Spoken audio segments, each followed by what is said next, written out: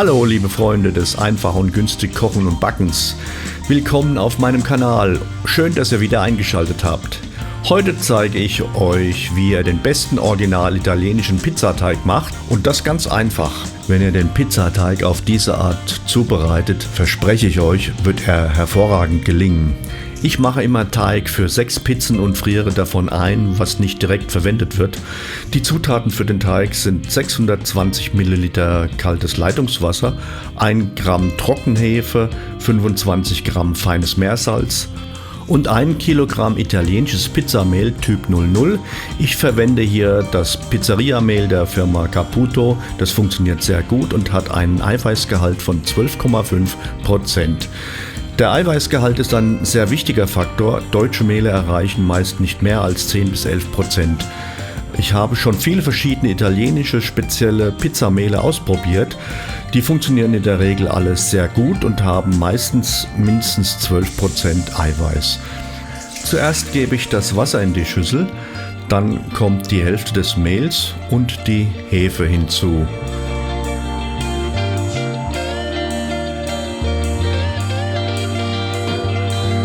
Das wird jetzt erstmal komplett gut durchgemischt.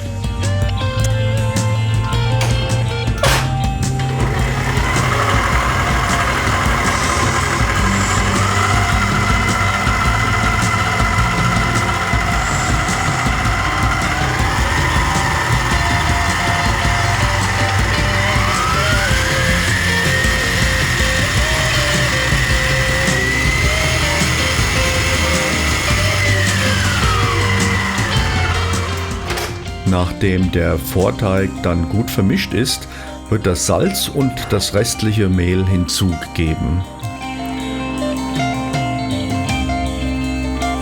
Der Teig wird dann mindestens 10 Minuten geknetet.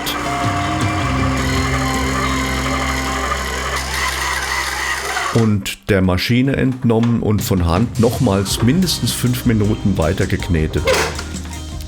Da merkt man mit den Händen, wann die richtige Konsistenz erreicht ist. Das ist der Zeitpunkt, wo das Klebereiweiß vollständig aktiviert ist. Das benötigt etwas Übung, ist aber nicht besonders schwierig. Danach wird der Teig mit einem Küchentuch abgedeckt und zur Stockgare bei Zimmertemperatur 1 Stunde stehen gelassen.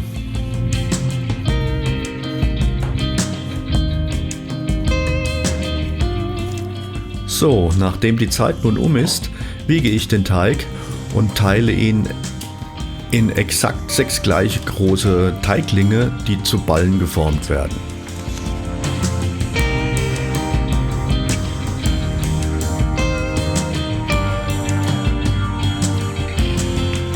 Die Teigballen, die nicht direkt verwendet werden sollen, können in kleine Boxen verpackt und direkt eingefroren werden.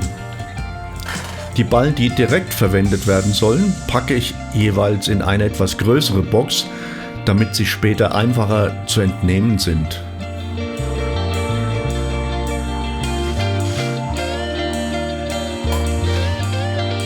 Die kommen jetzt noch für mindestens 24 oder besser 48 Stunden in den Kühlschrank.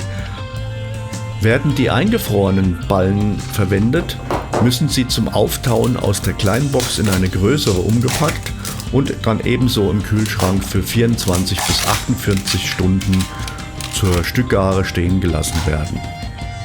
Bevor der Teig dann zur Pizza ausgebreitet werden kann, müssen die Ballen 3 bis 4 Stunden in der geschlossenen Box aus dem Kühlschrank entnommen, an die Raumtemperatur angepasst werden.